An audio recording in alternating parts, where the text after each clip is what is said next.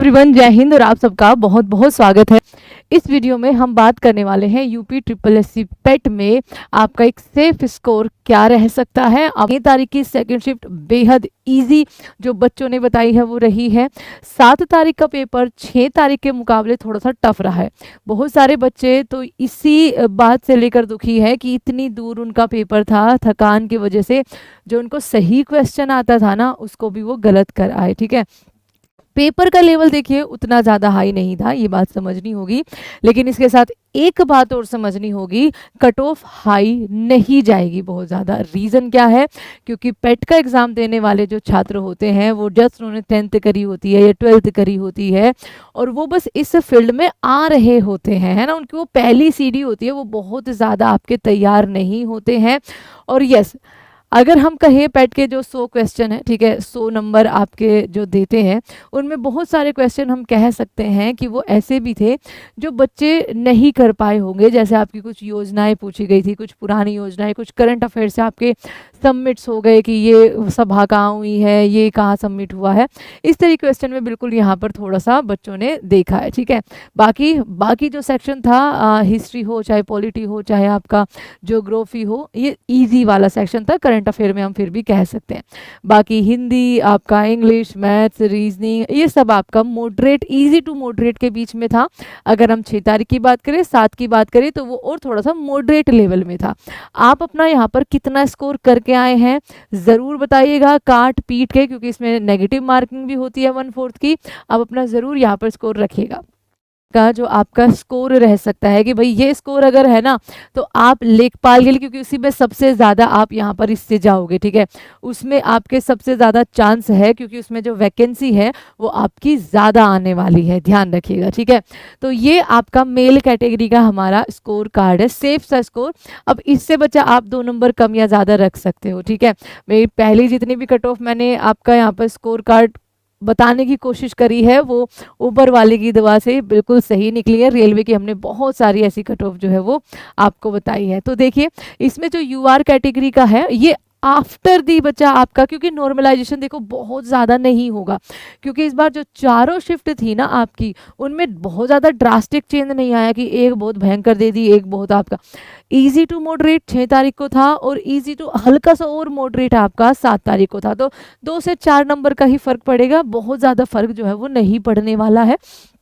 तो आपका यहाँ पर यूआर कैटेगरी के लिए हमारा क्या रह सकता है, 62 से 65 के बीच में, यहाँ पर 62 से 65 के बीच में आपका अगर स्कोर है, इतने आपके नंबर बन रहे हैं तो आप बिल्कुल तैयारी शुरू करिए। ठीक है, ईडब्ल्यूएस के लिए और थोड़ा सा कम कर लीजिए, 60 से 63। ओबीसी के लिए आप 60 से 64 रख सकते हैं, क्योंकि ओबीसी थोड़ा सा जाता है बच्चा। ठीक है, वैसे तो अप की तरफ ही रहता है आजकल, जितना आपने देखा होगा बहुत सारे एग्जाम ऐसे हुए हैं जिसमें ईडब्ल्यूएस कैटेगरी से ऊपर जो है वो ओबीसी रखा गया, बहुत सारे एग्जाम है, बट यहाँ पर ये रख सकते हैं।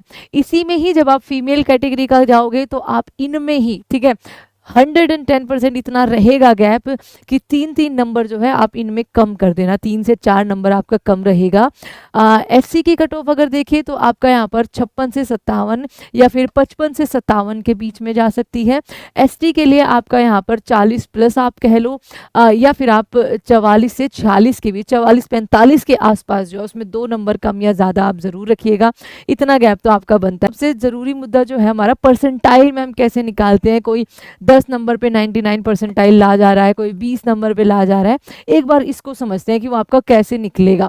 आप इसको खुद से नहीं निकाल सकते, क्योंकि आफ्टर द नॉर्मलाइजेशन जितनी प्रक्रिया होती है, ये जो सारा डाटा होता है, ये सारा डाटा केवल और केवल किसके पास होता है, बोर्ड के पास होता है। ठीक है, बट निकालते कैसे हैं ये समझ लीजिए कि आपके जो यहाँ पर रो मार्क्स है, जितने आपके सही जितने आपके गलत, गलत का फिर आपका यहाँ पर नंबर घटा फिटा के 68 नंबर आपके आए हैं इस बार वाले में। ठीक है, उसके बाद नॉर्मलाइजेशन किया, आपका यहाँ पर 2 नंबर आपको यहाँ पर दे दिए गए आफ्टर द नॉर्मलाइजेशन, और आपका अब जो फाइनल स्कोर है मान लीजिए वो 70 हो गया। ठीक है, टोटल बच्चे फॉर्म जितनों ने भरा वो काउंट नहीं होता, एग्जाम देने जितने बच्चे गए हैं वो काउंट होता है।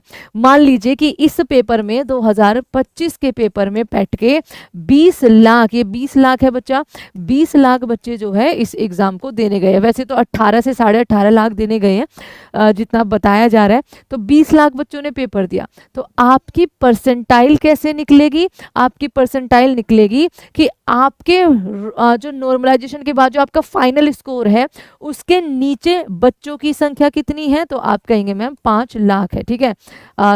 2 और 3 5, ठीक है, 50 लाख हो गया ये, 2 और 3 5, 5 लाख है आपका यहाँ पर, ये परसेंटाइल में निकाल रही हूँ। 70 से नीचे बच्चों की संख्या और कुल बच्चे जिन्होंने आपका एग्जाम दिया है वो आपके हो गए 3 और 2 5 20 लाख। इसको आपको 100 से भाग करना है, ठीक है। जो भी आपका आएगा यहाँ पर, लेट्स सी अभी देख लेते हैं, 2 2 4, आपका यहाँ पर 2 और 2 4, ठीक है। और ये आपका यहाँ पर कितना आ जाएगा, 25 आ जाएगा। दैट में ये आपकी परसेंटाइल निकलती है और ये अलग अलग होती है आपकी, ठीक है। ये आपकी क्या होती है, ये आपकी ध्यान रखिएगा, अलग अलग रहती है। तो इस ये मत मान लीजिएगा कि आपने 70 मार्क्स यहाँ पर हासिल कर लिए तो आप बिल्कुल, ये मैंने बस एक आपकी हाइपोथेटिकली सी सूचना दी है बच्चा, ठीक है।